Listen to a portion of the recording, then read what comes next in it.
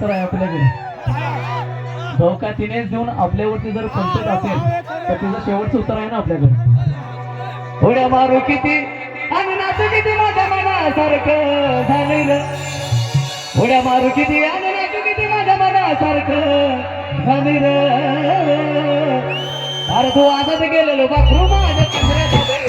तू आजच गेलेलो बाथरूम